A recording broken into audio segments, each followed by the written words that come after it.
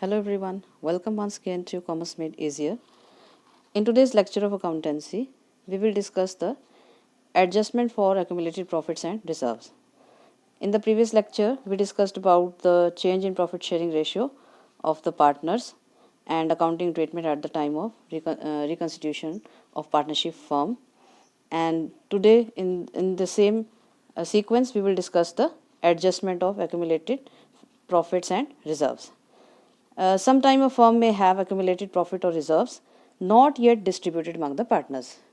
These are general reserve, reserve funds, profit and loss account balances and other reserves. So कई बार क्या होता है, firm जो reconstitution हो रहा है, हम इसमें रिकन्स्टिट्यूशन के फॉर्म्स पढ़ रहे हैं, किस तरह से रिकन्स्टिट्यूशन होता है, तो उसमें हमने फर्स्ट फॉर्म जो पढ़ा है that is change in profit sharing ratio of the partners. तो जो ओल्ड पार्टनर्स हैं उनके बीच में जो है रेशियो चेंज हो चुकी है और रिकन्स्टिट्यूशन से जो है अब नए सिरे से जो है उनके बीच में एग्रीमेंट हो गया, उसके अकॉर्डिंग ही जो है अकाउंटिंग ट्रीटमेंट होगा हर चीज़ का. तो उसी के अंतर्गत जो है रिजर्व्स की हम बात कर रहे हैं आज कि रिजर्व्स का डिस्ट्रीब्यूशन, जो पुराने अनडिस्ट्रीब्यूटेड रिजर्व्स होते हैं या प्रॉफिट्स होते हैं जो बैलेंस शीट में शो किए गए हैं, उनका डिस्ट्रीब्यूशन जो है रिकन्स्टिट्यूशन के समय पर यानी कि change in profit sharing ratio के समय किस तरीके से पार्टनर्स उसको डिस्ट्रीब्यूट करेंगे. तो always remember, old reserves and profits are distributed among the old partners in the old ratio.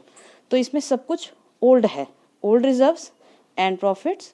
Old reserves यानी कि जो इस साल के ना पुराने पिछले रिजर्व्स भी हैं, प्रॉफिट्स हैं जो भी अमंग द ओल्ड पार्टनर्स. तो इसमें हम बहुत सारे केसेस आगे पढ़ेंगे, जैसे कि रिकन्स्टिट्यूशन में हमारे पास कई केसेस हैं, जैसे कि अभी change in profit sharing ratio हम पढ़ रहे हैं.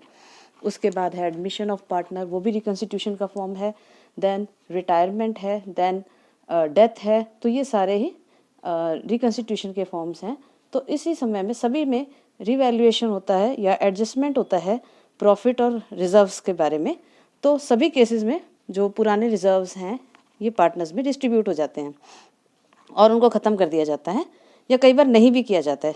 तो हमेशा ये याद रखना है कि पुराने पार्टनर्स को ही रिजर्व्स और प्रॉफिट्स में हिस्सा लेने का हक है, क्योंकि ये रिजर्व्स पुराने हैं और जिस समय में ये रिजर्व्स या प्रॉफिट्स का हिस्सा जो बनाया गया था उस समय जो उनकी पुरानी रेशो है उसी रेशो में हमें उनको ये रिजर्व्स या प्रॉफिट्स डिस्ट्रीब्यूट करने हैं.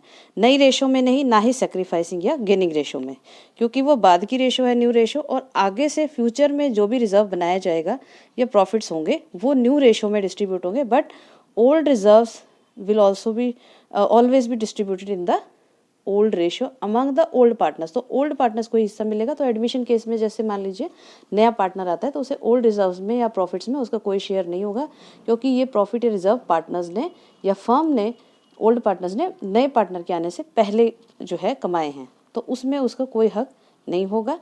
आगे फ्यूचर में जो भी प्रॉफिट या रिजर्व्स बनेंगे एडमिशन के केस में, तो नए पार्टनर के आने के बाद जो भी रिजर्व्स बनेंगे या प्रॉफिट्स होंगे उन्हीं प्रॉफिट या रिजर्व्स में पार्टनर को, न्यू पार्टनर को शेयर मिलेगा.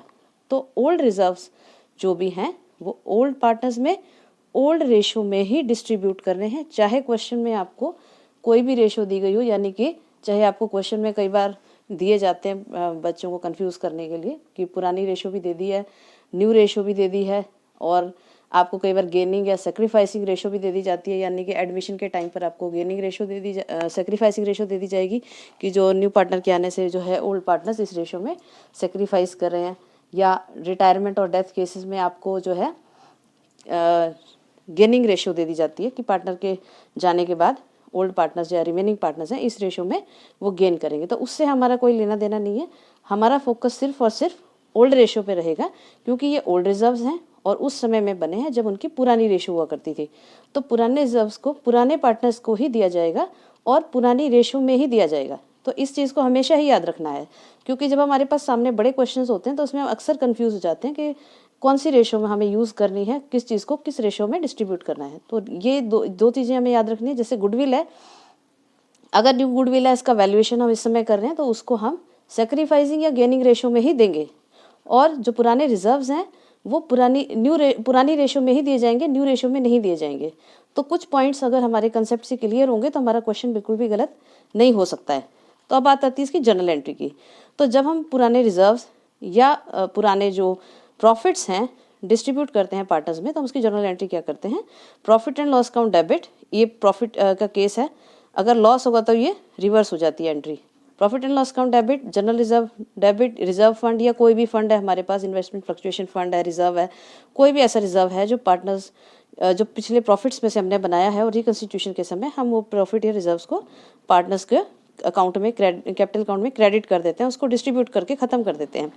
तो अब यहाँ पर हम profit and loss account debit, general reserve debit, reserve fund debit to old partners capital account, तो distribution of old reserve among the old partners in the old ratio, तो ये सभी हमने पुराने प्रॉफिट या रिजर्व्स पार्टनर को old ratio में देने हैं, तो उनको हम फंड्स या रिजर्व्स को डेबिट कर देंगे और ओल्ड अकाउंट पार्टनर्स के जो कैपिटल अकाउंट है उनको हम क्रेडिट कर देंगे। तो इस तरीके से पुराने रिजर्व और फंड्स को हम डिस्ट्रीब्यूट करेंगे। Now let us understand it with the help of an example, तो हम एक एग्जांपल करेंगे, उससे हमें और क्लियर हो जाएगा। A, B and C are partners in a firm having profit sharing ratio 3:2:1, तो A, B, C तीन पार्टनर्स हैं फर्म में और 3:2:1 उनकी ओल्ड प्रॉफिट शेयरिंग रेशियो है।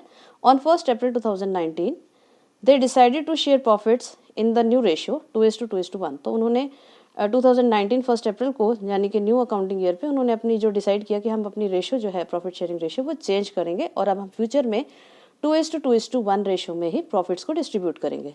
तो यहाँ पर रिकंस्टिट्यूशन ऑफ पार्टनरशिप फर्म हो गया। On that date the firm book showed general reserve of ₹60,000 and profit and loss account credit balance है जो कि ऑफ ₹90,000। तो ये हमारे पास जिस समय ये रिकंस्टिट्यूशन हुआ है, change in profit sharing ratio हुआ है, फर्म की जो बैलेंस शीट है उसमें जनरल रिजर्व आपका 60,000 का ऑलरेडी शो हो रहा है और उनके पास प्रॉफिट है जो अनडिस्ट्रीब्यूटेड प्रॉफिट है दैट इज ₹90,000 का प्रॉफिट है। You are required to pass necessary journal entries regarding the adjustment of the above mentioned items। तो यहाँ पर हमने दो केसेस लिए हैं। पहला केस है जब पार्टनर्स जो रिजर्व्स हैं, पुराने रिजर्व्स, उनको बांटना चाहते हैं, they want to distribute the reserves, and second case is if partners do not want to distribute the reserves. तो कई बार ऐसा होता है कि पार्टनर्स ये चाहते हैं कि उनकी जो रेशियो चेंज हुई है या रिकंस्टिट्यूशन हुआ है उनके रिजर्व्स पे या फंड्स पे कोई असर ना हो, वो उसको एज इट इज़ फ्यूचर में यूज़ करने के लिए अपने रिजर्व्स को या प्रॉफिट्स को रखना चाहते हैं, वो उसको डिस्ट्रीब्यूट करके ख़त्म नहीं करना चाहते हैं। तो हम इसमें दोनों ही केसेस लेंगे कि अगर वो डिस्ट्रीब्यूट कर लेते हैं रिजर्व्स को, उस समय क्या हम अकाउंटिंग ट्रीटमेंट करेंगे इसका, और सेकंड केस होगा हमारा कि जब वो इसको डिस्ट्रीब्यूट नहीं करना चाहते हैं पुराने रिजर्व्स या प्रॉफिट्स को, तो उस समय में हम क्या अकाउंटिंग ट्रीटमेंट करेंगे। तो first case is if partners want to distribute the reserves, तो जर्नल एंट्री जो हम पास करेंगे, तो हमने यहाँ पर एक कॉम्प्लेक्स जर्नल एंट्री बनाई है। जनरल रिजर्व डेबिट 60,000, ये हमने रिजर्व ले लिया 60,000 का, profit and loss account debit 90,000 का हमने प्रॉफिट लॉस ले लिया है, और ये जो हमने प्रॉफिट जो है डिस्ट्रीब्यूट कर दिया है और रिजर्व उनकी ओल्ड प्रॉफिट शेयरिंग रेशियो में 3:2:1। तो ए कैपिटल अकाउंट डेबिट ये हो गया टोटल 1,50,000 हो जाएगा जनरल रिजर्व और प्रॉफिट लॉस मिला के। तो 1,50,000 को हमने 3:2:1 रेशियो में डिस्ट्रीब्यूट किया है। तो ए कैपिटल अकाउंट हमने क्रेडिट किया है 75,000 रुपीज़ से, और बी कैपिटल अकाउंट हमने जो क्रेडिट किया है वो है 50,000 रुपीज़ से, और सी का कैपिटल अकाउंट हमने क्रेडिट किया है 25,000 रुपीज़। तो 75,000, 50,000 एंड 25,000 रुपीज़। तो इस तरीके से हमने जो ये रिजर्व्स हैं और पुराने प्रॉफिट हैं ये पार्टनर्स के कैपिटल अकाउंट में हमने क्रेडिट कर दिया है, उनको डिस्ट्रीब्यूट कर दिया उनकी ओल्ड रेशियो में। तो ये हो गया फर्स्ट केस, जब पार्टनर्स अपने पुराने रिजर्व्स या प्रॉफिट्स को डिस्ट्रीब्यूट करना चाहते हैं। Next case is if partners do not want to distribute the profits और रिजर्व्स। तो कई बार पार्टनर्स ऐसा चाह सकते हैं कि हम अपने जो पुराने रिजर्व्स हैं और फंड्स हैं हमारे या पुराने प्रॉफिट्स हैं उनको हम एज इट इज़ रखना चाहते हैं फ्यूचर यूज़ के लिए, उसको हम अभी से यूज़ करके ख़त्म नहीं करना चाहते हैं। तो वो कोई भी चेंजेस अपने बुक्स में नहीं करना चाहते, अपने बैलेंस शीट वगैरह में। तो बिना चेंजेस के हम इस सिचुएशन को कैसे इसका अकाउंटिंग ट्रीटमेंट करेंगे कि पार्टनर्स का आपस में एडजस्टमेंट भी हो जाए और कोई बुक्स में चेंजेस भी हमें नहीं करने पड़े। तो अब क्योंकि रेशो पहले ओल्ड रेशो थी 3:2:1 और जो न्यू रेशो है वो है 2:2:1, तो इसमें जो चेंज आया है, इस रिकंस्टिट्यूशन हुआ है, उससे इफेक्ट तो पड़ेगा ही हर पार्टनर पे। तो इससे किस पार्टनर को हम पहले देखेंगे किसको गेन हुआ, किसने सेक्रीफाइस किया। तो ओल्ड रेशो जो ए की थी दैट इज 3:2:1 रेशो थी, तो 3/6 ओल्ड इसका शेयर था और न्यू शेयर है ए का 2/5, यानी कि 5 में से 2 हिस्से उसको मिलेंगे।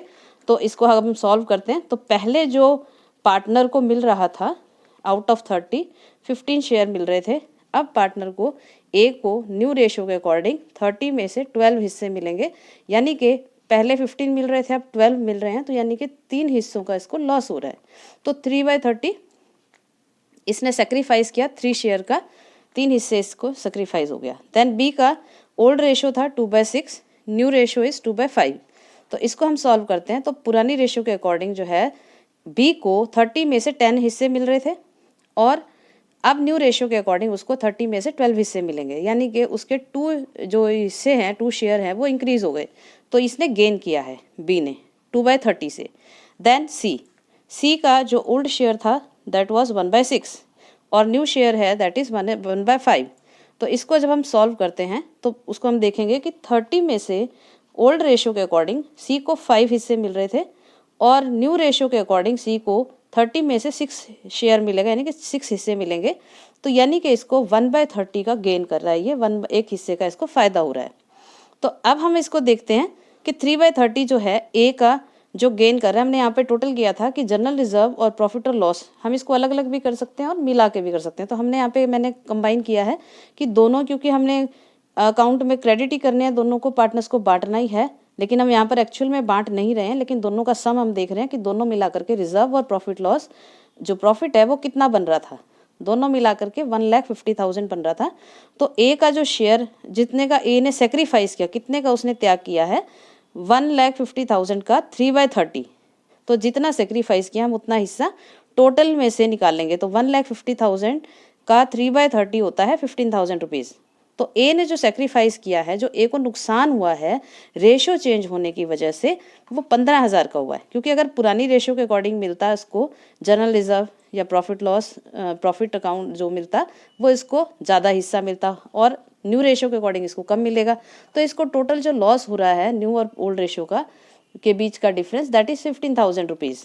और बी को जो है इसको गेन किया है 2/30 का, तो 1,50,000 का 2/30 जो बनता है दैट इज़ 10,000 रुपीज़। तो ए को अब 10,000 रुपये का रेशो चेंज होने की वजह से फ़ायदा होगा। तो अब अगर फ्यूचर में ये रिजर्व बटेगा तो उसको 10,000 एक्स्ट्रा मिलेंगे, तो इसने 10,000 का गेन किया। इसी तरीके से सी जो है उसको 1/30 का वो गेन कर रहा है, तो उसका जो रिमेनिंग पार्ट है दैट इज़ 5,000, तो उसको 5,000 रुपये का फ़ायदा हो रहा है। क्योंकि हम यहाँ पर रिजर्व्स को डिस्ट्रीब्यूट नहीं करना चाहते हैं, एज इट इज़ रखना चाहते हैं, तो जो अब एडजस्टमेंट है, जो ये लॉस हो रहा है किसी पार्टनर को फ़ायदा हो रहा है, गेन कर रहा है कोई पार्टनर, उनके जो ये रेशो है इसको हम एक जर्नल एडजस्टमेंट एंट्री बनाएंगे और इनका आपस का जो इनका अकाउंटिंग सेटलमेंट है वो हो जाएगा। यानी कि जो गेन करने वाला पार्टनर होता है वो सेक्रीफाइस करने वाले पार्टनर को वो अमाउंट देगा। तो ए जो है बी जो है वो 2 हिस्से गेन कर रहा है, सी जो है वो 1 हिस्सा गेन कर रहा है। तो और ए को लॉस हो रहा है 3 हिस्से का, तो 3 हिस्से का जो लॉस हुआ यानी कि उसके 2 हिस्से बी को मिल गए और 1 हिस्सा सी को मिल गया। तो ए बी और सी ए को जो 15,000 रुपीज़ हैं वो देंगे, और किस रेशो में देंगे, जिस रेशो में उनको गेन हुआ। तो 2 हिस्से ए बी देगा और 1 हिस्सा सी देगा, यानी कि 10,000 जो है वो बी देगा और सी जो है वो 5,000 रुपीज़ देगा। तो इसकी जब हम जनरल एंट्री बनाएंगे तो B capital account debit 10,000, C capital account debit 5,000 to A capital account 15,000 rupees. तो गेन करने वाले को हमें डेबिट करना है और सेक्रीफाइस करने वाले पार्टनर को क्रेडिट करना है, क्योंकि उसको जो पैसा देंगे गेन करने वाले पार्टनर सेक्रीफाइस करने वाले पार्टनर को जो उसका लूजिंग अमाउंट है, जितना उसको नुकसान हो रहा है वो अमाउंट उसको पे करेंगे। तो ये हमारी बिना कोई लेजर्स में चेंजेस किए हुए या बैलेंस शीट्स में चेंज किए हुए या बुक्स में चेंज किए हुए हमने पार्टनर्स का आपस में एडजस्टमेंट कर दिया है। प्रॉफिट और रिजर्व हम एज इट इज़ इसको शो करेंगे। तो दोनों में डिफरेंस क्या आएगा, जब हम बैलेंस शीट बनाएंगे न्यू फर्म की, यानी कि न्यू आफ्टर द एडजस्टमेंट्स या आफ्टर द रिकन्स्टिट्यूशन हम जो बैलेंस शीट बनाते हैं उसमें हमें अगर हम डिस्ट्रीब्यूट कर देते हैं पार्टनर्स में ये प्रॉफिट और जनरल रिजर्व, इसको हम बैलेंस शीट में लायबिलिटी साइड शो नहीं करेंगे क्योंकि ये ऑलरेडी डिस्ट्रीब्यूट हो गए और ख़त्म हो चुके हैं, तो इसको हम बैलेंस शीट में शो नहीं करेंगे। लेकिन अगर हमने बिना डिस्ट्रीब्यूशन के हमने, क्योंकि पार्टनर नहीं चाहते थे कि उनके रिजर्व्स या प्रॉफिट्स डिस्ट्रीब्यूट हों, वो एज इट इज़ उसको रखना चाहते थे। तो जब पार्टनर उसको एज इट इज़ रखना चाह रहे हैं तो उसको बैलेंस शीट में हम न्यू बैलेंस शीट जो आफ्टर द एडजस्टमेंट होगी उसमें हम इन रिजर्व को, यानी कि जनरल रिजर्व और प्रॉफिट लॉस का जो बैलेंस है, क्रेडिट बैलेंस या डेबिट जो भी होगा, उसको हम as it is balance sheet में लायबिलिटी साइड शो करेंगे ही करेंगे।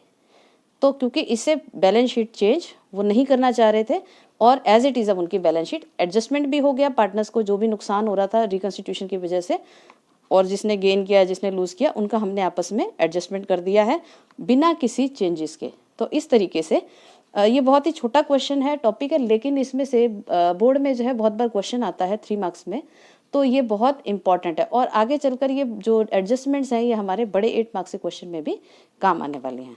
तो आज हमने जो रिकन्स्टिट्यूशन में सीखा है कि डिस्ट्रीब्यूशन ऑफ या adjustment of old reserves and profits. तो हमेशा याद रखना है ओल्ड पार्टनर्स में ही ओल्ड रिजर्व्स को ओल्ड रेशो में ही बांटना है।